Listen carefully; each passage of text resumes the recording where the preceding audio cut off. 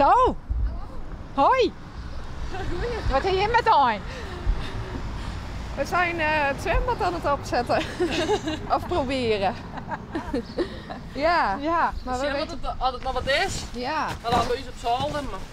Oh, dit is een zwembad. Ja, bier. Ja. Ja. Dit bent die famkes? Eentje ervan. Dat is Alicia. Hoi Alicia. Hoi. En wie is die vriendinnetje? Ja. Of jij die in bouwt, hoor ik. Ja, wij, de Janna en Niels, die hebben bij mij. Wanneer zie je het hier, mijn dochter? Ja. Ja. Ik woon samen met Alicia hier. Ja. Ben je skiën? Ja, klopt. Ook. Ja. Ja. Al lang? Ik denk nu dik 3 jaar. 3,5 jaar. Ja. Ja. Nee, stukken beter. Zo. Ja. Ja.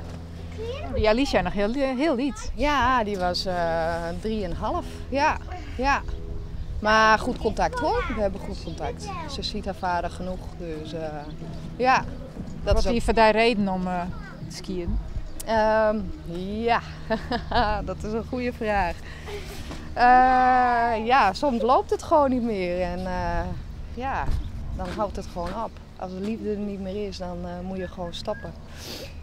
Ja, dus dat Moeilijke was... beslissing. Ja, ja, ja. Maar, nou, wat ik zeg, ik ben ontzettend gelukkig samen met mijn dochter samen. Dus dat, ja. Als het niet meer giet dan moet je soms keuzes maken, ja. Ik denk dat het voor alle partijen dan beter is. Ik voor haar toch? Ja. Als ik maar ruzie is ik net goed. En dat giet zij ook hartstikke mooi. hè? Ja, het gaat hartstikke best. Ja. Nou, hij komt hier op een best plak.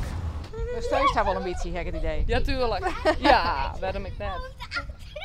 En dan ben dit mooie ding. Ja, toch? Ja. Ja. Kleine dingen, maar Ja. heel blij mee. Ja. Hoppakee. En spring.